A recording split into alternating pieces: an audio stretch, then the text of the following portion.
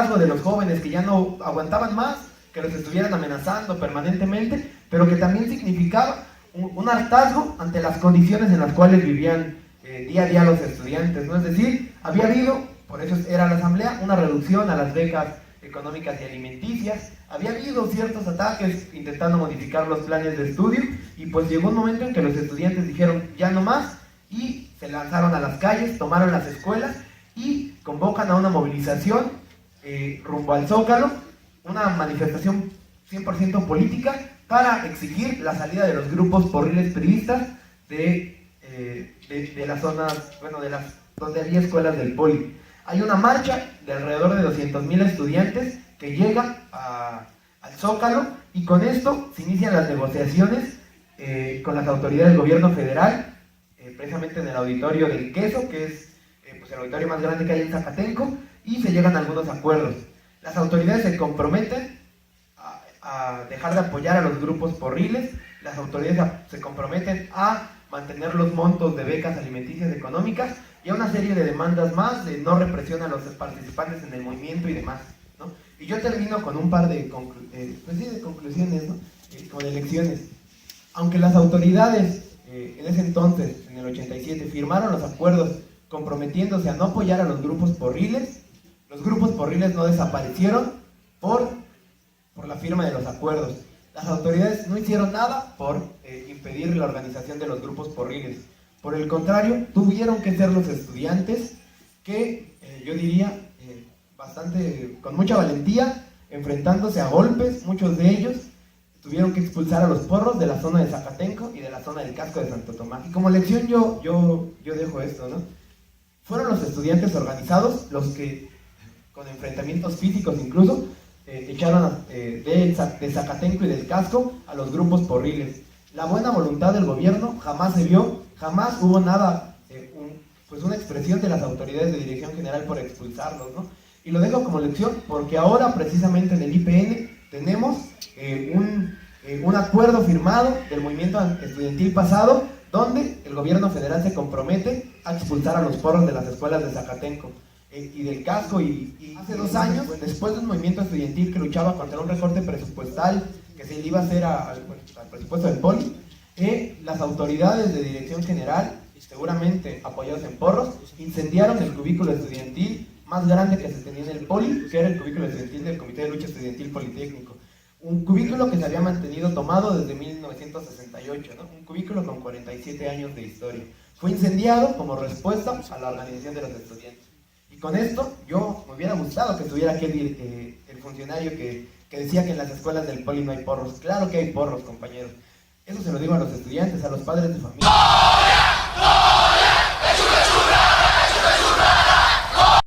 De Relaciones Internacionales de la UNAM, y también consejero técnico en esa dependencia. Como tal, pues yo les vengo a exponer prácticamente lo que ha sido, en el término, digamos, de lo que son las huelgas, los paros, los movimientos estudiantiles, la propia experiencia de la universidad en el caso de 1999. Como ustedes sabrán, pues creo que es muy conocido este estallido del movimiento estudiantil en la UNAM en el 99, y no solo en ese año, ¿no? Digamos que en el antecedente, pues otros movimientos que también se derivan de las mismas imposiciones que han venido tanto de los rectores como del gobierno federal. En este caso, en 1999, a inicios de ese año, a partir de enero y febrero, el Consejo Universitario de la máxima casa de estudios comienza a sesionar para proponer una modificación al Reglamento General de Pagos, ¿no? Es decir, consistía esta reforma en prácticamente la privatización de la universidad, ¿no? Se empezaban a establecer cuotas, ¿no? No solo por el estudio en las preparatorias, los SHs y las facultades, sino que también por trámites administrativos, por cambios de grupo, por una N cantidad de situaciones, ¿no? Que uno como estudiante pues tiene que desarrollar a lo largo de la trayectoria escolar. De modo que lo que surge en el 99 es esta propuesta privatizadora de la universidad, ¿no? En donde comienzan a reflejarse toda la serie de cuotas, ¿no? Que pues prácticamente, y de acuerdo a los estudios oficiales, ¿no? De la misma universidad, el ingreso promedio de todos los estudiantes de la máxima casa de estudios, pues en realidad la mayoría no alcanzaba a cubrir esas cuotas que se iban a establecer como fijas, ¿no? De modo que comienza a haber pues, un descontento estudiantil, ¿no? A partir de que se empieza a mencionar esa propuesta por parte del rector de ese entonces, Francisco Barnes de Castro, y pues en la universidad comienza a hacer mucho ruido esto, ¿no? Pensaría uno, ¿por qué se plantea una privatización de la universidad específicamente en ese año, ¿no? Creo que lo anteceden distintas situaciones, ¿no? El hecho de que a partir de los 80 se impulsara este modelo neoliberal, ¿no? Que digamos es lo que va a venir a agudizar todas esas crisis, digamos, y a exponer las contradicciones del mismo sistema capitalista, pues se comienza a dar una ola privatizadora no solo en el sector educativo, sino también en el sector salud, entre otros sectores, que se puede resumir un recorte presupuestal al gasto público, similar al que hoy estamos viviendo, que acaba de anunciar también Enrique Peña Nieto a principios de este año, ¿no? De modo que cuando se propone esta reforma al Reglamento General de Pagos, pues ya no hay marcha atrás, ¿no? Se impulsa con una gran fuerza de parte del Consejo Universitario, por supuesto de parte del rector, y lo que comienza a ver a crecer ese descontento, ¿no? Posteriormente, pues, los estudiantes agotan todos los mecanismos institucionales, ¿no? Para poder frenar esta iniciativa y, pues, no logran conseguirlo, efectivamente, porque sabemos que también las estructuras de la universidad, pues, son totalmente antidemocráticas, es decir, a través de las representaciones estudiantiles, ¿no? Y de los académicos es como se decide la vida académica de la universidad, ¿no? Y, por supuesto, la aprobación o modificación de todos sus reglamentos generales. Y en ese sentido, comienzan a avanzar las semanas y desde el Consejo Universitario pues, se cita a una sesión plenaria que además se hace fuera de las instalaciones de la universidad, ¿no? Precisamente porque existía todo ese descontento estudiantil y habían existido algunas manifestaciones, por supuesto, de estudiantes, ¿no? Que comenzaron a oponerse a dicha reforma. Entonces, de esta manera es como se impone, ¿no? En una sesión extraordinaria por parte del Consejo Universitario la imposición de este nuevo reglamento, ¿no? A pesar de que se contaba con más de 30 consejeros opuestos al mismo, aún así se aprueba, ¿no? Cuando se aprueba este reglamento es cuando la comunidad estudiantil y por supuesto también académicos, ¿no? Que participaron en este movimiento, pues deciden que no hay otra forma de detenerlo, sino es a partir de la misma organización estudiantil. Ellos desde días antes que se aprobara este reglamento, pues habían realizado consultas a lo largo de todo este proceso y en diferentes escuelas de la universidad para plantear cuál sería la forma en la cual podrían echar atrás este reglamento, ¿no? Este reglamento que privatizaría la universidad. Pues todos, digamos, estaban de acuerdo en que primero se tenía que agotar los mecanismos institucionales, es decir, primero la presión se tenía que ejercer desde adentro de la misma institución y al ver si esto demostraba que aún así no se daba marcha atrás con este nuevo reglamento, pues ahora sí se ponía en discusión el estallamiento de una huelga, ¿no? Antes de la huelga se agotaron todos esos mecanismos institucionales y también, por supuesto, se realizaron distintos paros estudiantiles de 24 horas, ¿no? En la mayoría de las escuelas y facultades de la universidad. No obstante, aún así, esta presión que se hizo no la pasaron muy por encima las autoridades universitarias y decidieron que pues, el reglamento, la modificación de dicho reglamento continuaba, ¿no? De modo que cuando pues, prácticamente la misma comunidad estudiantil en su conjunto se da cuenta que eso no logró frenar digamos, las iniciativas privatizadoras en la universidad, pues es cuando se realiza una consulta escuela por escuela, facultad por facultad, ¿no? Preparatorias, CCHs y otras dependencias de la universidad para discutir el estallido de la huelga. A final de cuentas, pues bueno, logra ser un éxito el levantamiento de esas consultas en donde pues la gran mayoría de la comunidad estudiantil en sus distintas dependencias pues aprueba el estallido de la huelga y como tal comienza formalmente pues, un movimiento estudiantil que va a defender el carácter de la educación pública y gratuita en la universidad, ¿no? Y por supuesto también hay que tener en cuenta que esta no era la primera vez que se presentaba un proyecto de privatización en la universidad. Lo antecede otras luchas en la universidad, el caso de 1987, que por supuesto también coincide con la lucha que aquí se da en el Politécnico a finales de ese año, justo por la misma situación, ¿no? Que el rector Jorge Carpizo imponía una reforma, ¿no? A partir de un programa de debilidades y aciertos de la universidad, y en este prácticamente se ponía en discusión justo el cobro de cuotas, y es por esta misma situación que también tenemos que estalla una huelga estudiantil, ¿no? A partir de que en 1986 se propone dicho reglamento de fortalezas y debilidades de la universidad. Entonces, no era la primera vez, pero ¿qué pasaba en la década de los 90?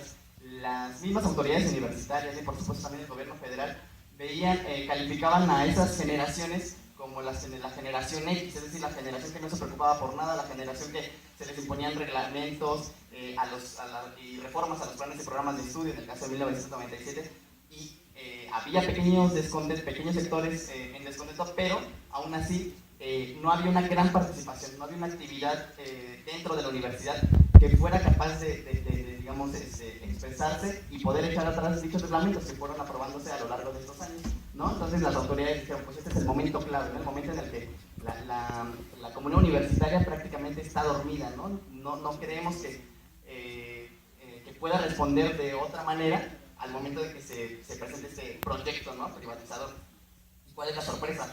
Pues que esa generación, ¿no? La generación X a la que ellos llamaban, a la que denominaban de esta forma, es la que comienza la defensa de la educación pública y gratuita en la universidad, ¿no? Y comienza a lanzar muchos cuestionamientos a la forma en la que se gobierna la universidad, la forma en la que se ejerce el presupuesto, la forma totalmente antidemocrática en la que se toman las decisiones en la misma. Y esto, por supuesto, al estallar este movimiento estudiantil, pues el movimiento se plantea demandas centrales, ¿no? 6 puntos son los que establecen a partir de todas las discusiones y asambleas que se realizan en todas las escuelas para ser la bandera que enarbolen, ¿no? frente al gobierno y, por supuesto, frente a la rectoría.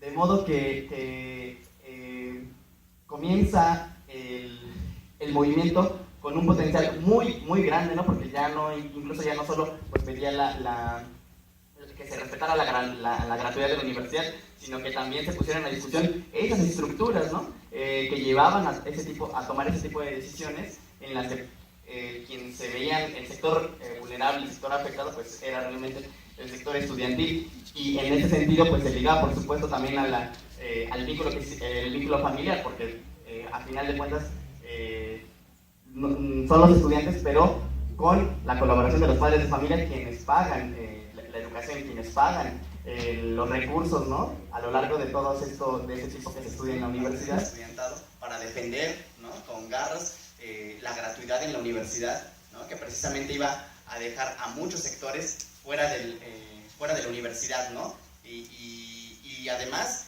ver algo pues muy sintomático que está sucediendo actualmente, ¿no? En el que cada vez la universidad, ¿no? Y las distintas escuelas públicas en el país pues cada vez se van elitizando más, ¿no? Cada vez se van poniendo mucho más filtros a todas estas generaciones, ¿no? De jóvenes de bajos recursos, ¿no? Se implementan distintos mecanismos para poder ir haciendo una tremenda selección en el que solamente aquellos que puedan costear todos los recursos y todos los gastos que se necesitan en la universidad, incluso a pesar de ser pública, pues son los únicos que van a poder tener derecho a estudiar, ¿no? Entonces, esto es una de las reflexiones con las que nos podemos quedar de todos los aspectos positivos que se tienen cuando se produce un movimiento estudiantil, ¿no? De todo lo que se logra ganar, y por supuesto no se pueden dejar de lado esos balances, ¿no? Saber también las cosas positivas, las cosas negativas que se tuvieron, pero para poder crecer, para poder retomarlas como experiencia de otros movimientos, ¿no? Que vuelven a aparecer en años recientes, y en este caso pues lo que se produjo en el Politécnico, ¿no? Que yo creo que habría que aprender de todos esos errores y también aprender de las estrategias, por supuesto, que utilizan tanto las autoridades como el gobierno federal para poder frenar todas esas demandas, ¿no? Que se han logrado ganar, y que en el caso del Politécnico, como lo que es ahora el Congreso, que es una demanda que le arrancaron, ¿no? Que le sacaron ahora sí que a todas las autoridades, pues habría que aprender justo de esos procesos que se han vivido en movimientos estudiantiles anteriores para saber también cómo actuar frente a estas estrategias que se imponen desde las mismas autoridades, ¿no? Incluso utilizando a ciertos núcleos, ¿no? estudiantiles, pero para poder saber de qué manera se les puede rebasar, ¿no? Porque de qué es posible, y por supuesto siempre con organización estudiantil pero hay que tener en cuenta cuáles son las formas de poder rebasar esas estrategias para que puedan quedar ahora sí que todos aquellas demandas aún pendientes, ¿no? Que digamos la mayoría de ellas se traducen en lo que va a ser un congreso politécnico, ¿no? En el que ahora sí todas esas fallas, todas esas problemas estructurales que se viven al interior de la institución, pues puedan ser ahí materializadas, ¿no? Es decir, que se les pueda dar seguimiento y evitar que las autoridades den la vuelta, ¿no? O desgasten con las estrategias que ya conocemos que implementan, ¿no? Entonces, por mi parte es todo, ¿no? Compartir esta experiencia de lucha que se ha dado en la universidad y tener en cuenta esos errores y aciertos para evitar que se puedan producir actualmente, ¿no? Muchas gracias. Sí, gracias.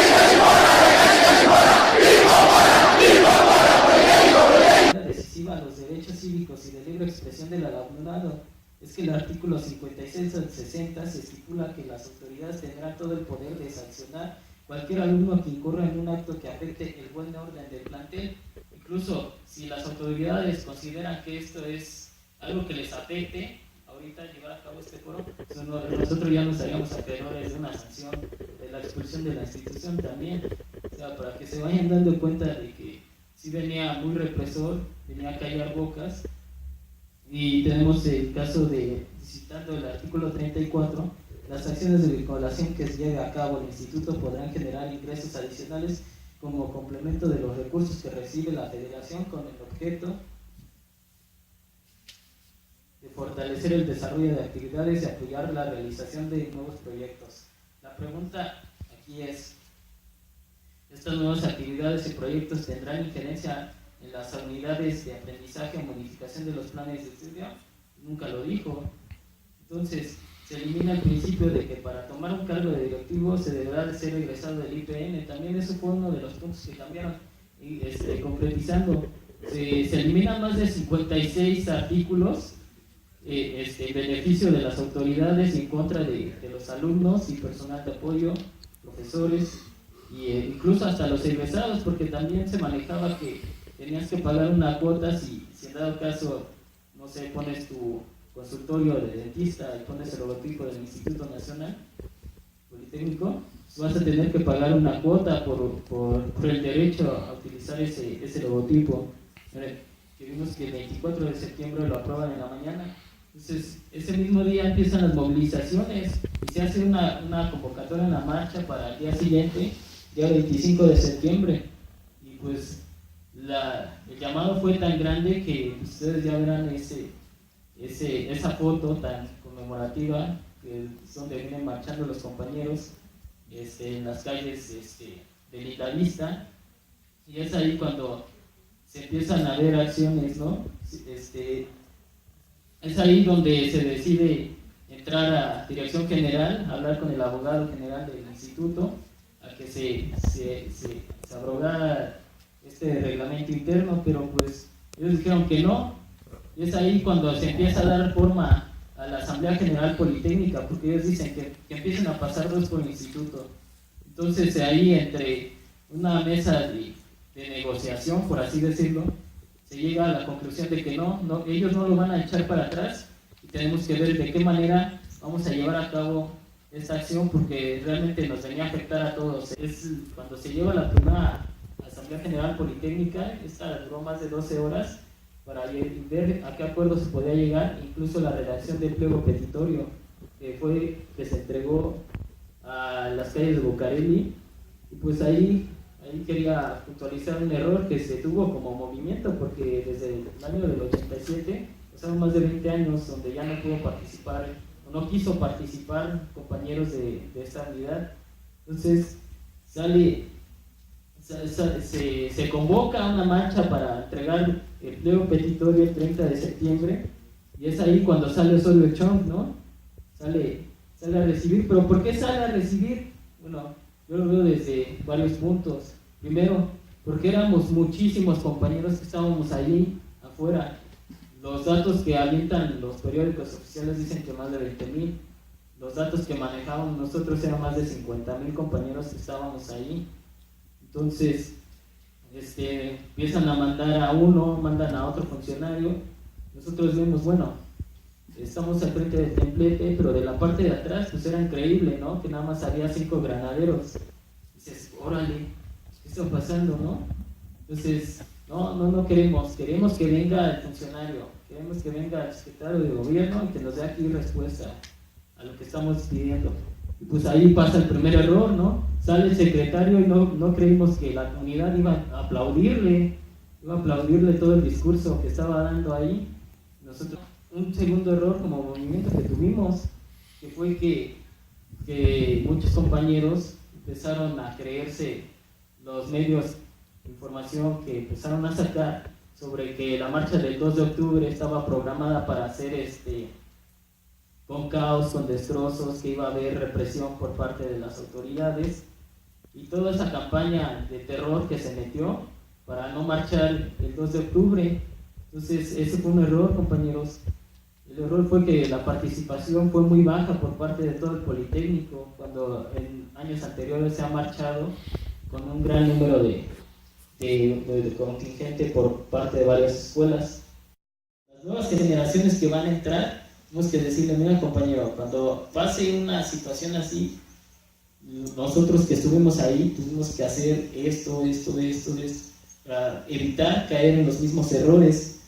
Y bueno, pues ya el 5 de diciembre se lleva a cabo la firma de acuerdos tras sesiones tan largas y pesadas en las mesas de diálogo, y el 12 de diciembre empiezan a entregar instalaciones, menos las ESCAS, por una situación de un homicidio por el cual pasó la ESCA Santo Tomás, que se desconoce el móvil, y fueron solidarios con la causa. Entonces es cuando el 15 de diciembre las ESCAS son las últimas a entregar las instalaciones. En especial la última con la cual tuve mucha participación, la Escatepepa, fue la última escuela en entregar instalaciones, ¿no? Bueno, y esto es una cronología para reflexionar y analizar aciertos y errores que tuvimos como movimiento, y cómo es que ahí en la firma de acuerdos llegamos al Congreso Nacional Politécnico, que fue lo que se pidió desde el primer pliego petitorio para hacerle modificaciones a la ley orgánica y de aquí democratizar el instituto. Con esto termino mi participación. Cedo la palabra al compañero Nahum, que nos va a hablar del Congreso del 90 en la UNAM, las dificultades que tuvo, y esto va a ser para que tengamos en cuenta, porque como ya lo vimos, muchas luchas estudiantiles se parecieron mucho a lo que nosotros pasamos.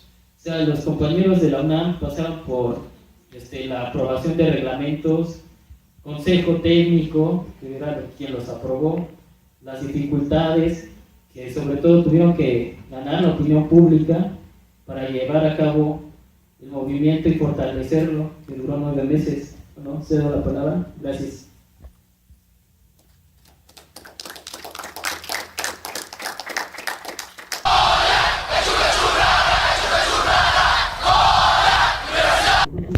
Fue preso político a raíz de un mitin que se hizo en la Dirección General del Politécnico en 2007 por el movimiento de estudiantes no aceptados. Entonces era una institución bastante autoritaria, corrupta, y por otra parte hay que analizar que como el Politécnico no tiene autonomía, es decir, como el director general es impuesto directamente por el presidente de la República, tiene una burocracia mucho más cerrada y mucho más enquistada, que se había heredado los puestos de manera poco transparente y aparte haciendo uso discrecional de los recursos del instituto. Y esto se ha acabado, compañeros. El movimiento politécnico por eso es trascendente, porque ahora está abierto más a la discusión y porque los estudiantes han conseguido mayores libertades para poderse organizar y para decir qué instituto queremos. Eso es lo más trascendental. Y bueno, ya entrando en materia, ¿de dónde surge esta idea del Congreso Politécnico?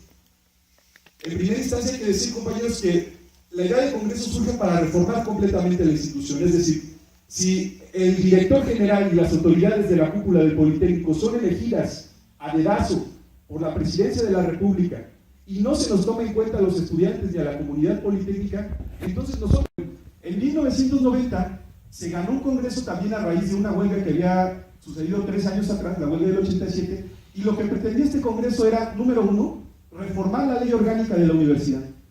Esta ley orgánica autoritaria y vertical que nos dice que el rector de la UNAM es el jefe nato y él va a elegir a los directores de las escuelas y las facultades y al mismo tiempo va a elegir a una junta de gobierno integrada por 15 individuos, los cuales no rinden cuentas a nadie, y estos individuos en secreto van a elegir al rector, es decir, una mafia que se organiza en secreto.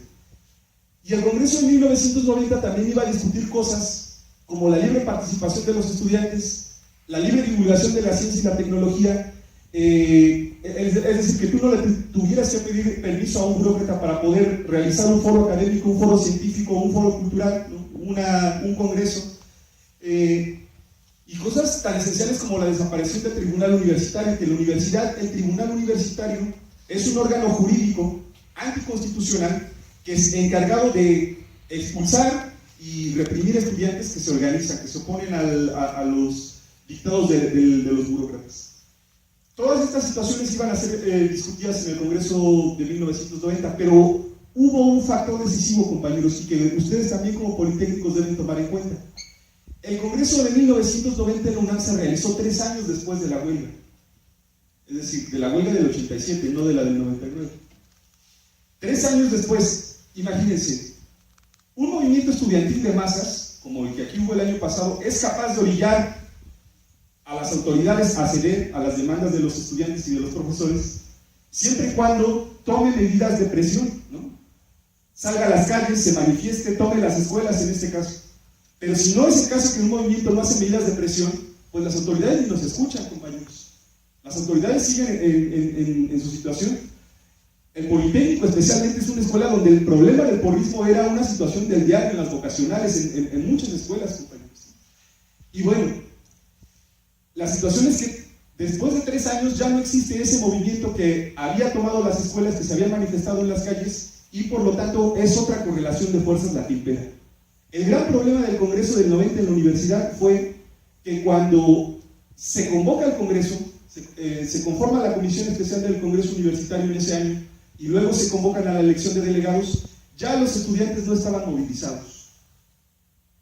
Ya habían pasado 3 generaciones distintas. La generación que había estado en la huelga del 87 ya había salido, o muy pocos permanecían. Y esto es aprovechado por el nuevo rector de la universidad, en ese entonces José Sarucán Kermés, que es un investigador del área de las ciencias duras, pero también muy ligado a intereses empresariales en México. De manera que en la comisión que estaba preparando el Congreso, ellos logran imponer los siguientes porcentajes. Dicen, vamos a darle a los estudiantes 27%, a los profesores 27%, a los investigadores un 15%, y las autoridades también universitarias vamos a tener un porcentaje.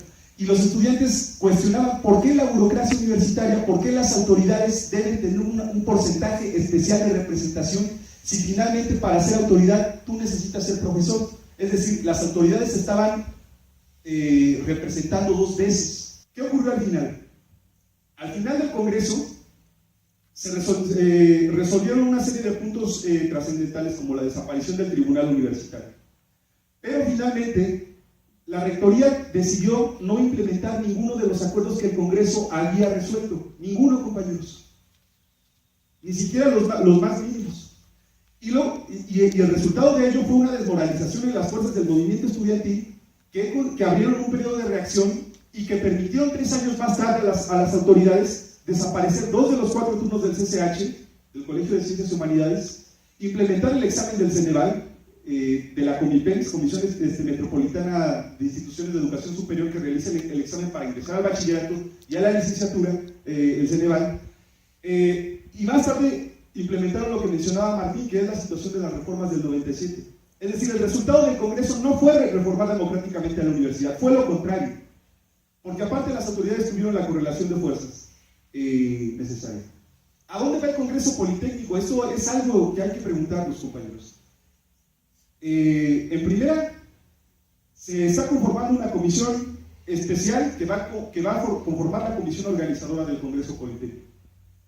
Pero hay que mencionar algo, compañeros. ¿Ya cuántos meses pasaron desde la huelga, desde que se levantó la huelga en el Politécnico? Estamos hablando de 3 o 4 meses, ¿no? Eso es un peligro.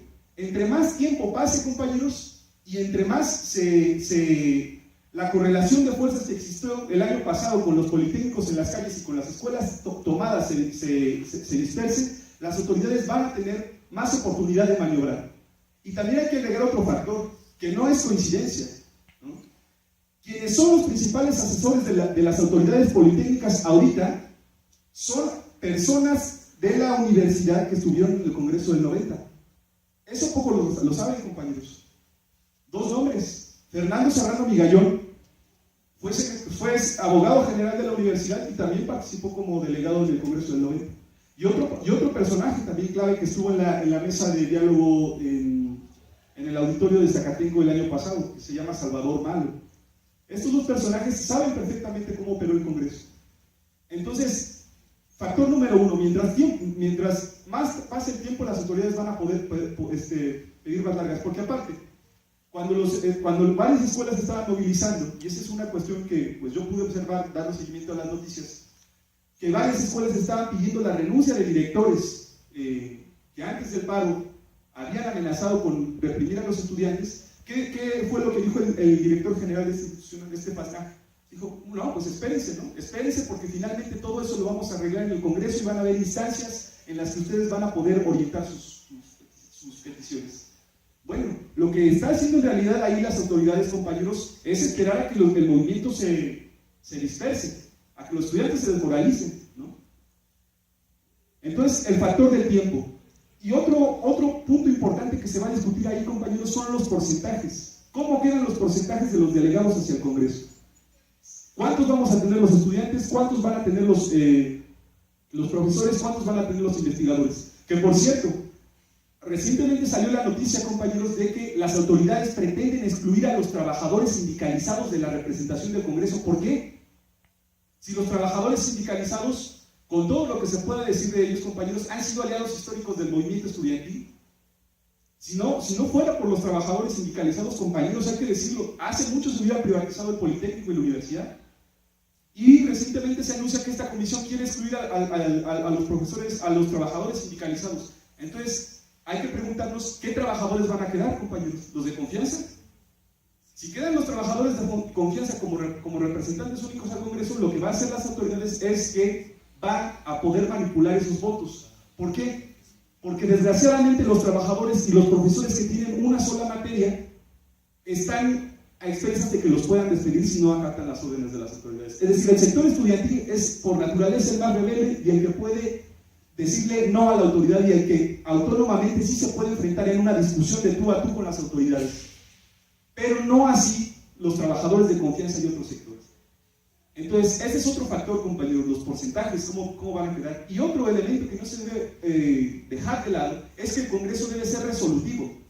Es decir, lo que resuelva el Congreso debe implementarse directamente en el Politécnico. No puede quedar como nos pasó en 1990, que se resolvieron muchas cosas y al final el rector dijo, pues esto sí me conviene que se aplique, esto no, esto sí.